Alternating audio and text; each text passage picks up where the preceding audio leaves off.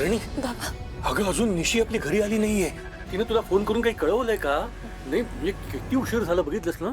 बाबा ती अगं आता मी काही थांबणार नाहीये. मी तिला शोधायला बाहेर पडतोय. तू येणारस का माझ्या बरोबर? हा बाबा अगं चल माझ्यावर चल. काय कुठे दादा? अरे कुठे चाललाय तुम्ही रात्रीच्या एवढ्या? अगं निशी अजून घरी परत आली नाहीये. अहो जावई बापूंना काय वाटेल? त्यांना वाटेल सासऱ्याचा विश्वास नाहीये त्यांच्यावर. काय ग मालती? खरंच दादा, गैरसमज होईल त्यांचा. आणि जावई बापू आहेत ना तिच्या बरोबर तिची काळजी घ्यायला. ते असताना कोण उचलून नेणार आहे तुझ्या लेकीला?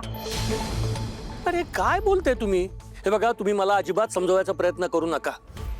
आज मला आतून काहीतरी वेगळं वाटतंय. काही ठीक होणार नाहीये म्हणून ते. आणि हे आज मला पहिल्यांदा जाणवतंय. निशी घरी येत नाही तोपर्यंत मला बरं वाटणार नाहीये. मी जातोय.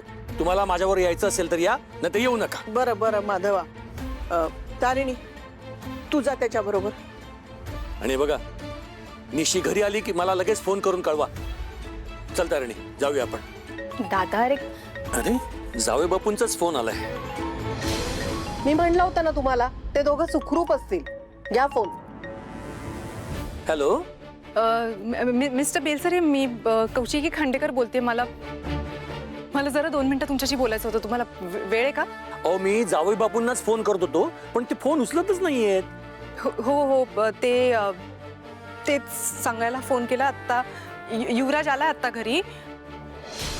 मग निशी अजून घरी कशी नाही आली?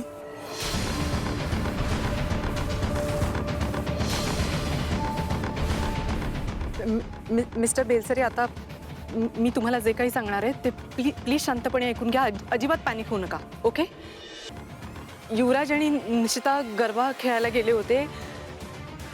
तिकडे काही गुंडांनी निशिताला किडनॅप केलंय. हे बघा, तुम्ही पॅनिक होऊ नका. युवराजकडनं मी सगळे डिटेल्स घेते आणि मी पूर्ण प्रयत्न करेन निशिताला शोधून काढण्याचा. ही पूर्णपणे माझी जबाबदारी आहे. तुम्ही अजिबात काळजी करू नका. मी आत्ताच कमिशनरशी बोलून घेणार आहे आणि आपण निशिताला शोधू. तुम्ही प्लीज काळजी करू नका, प्लीज. हॅलो.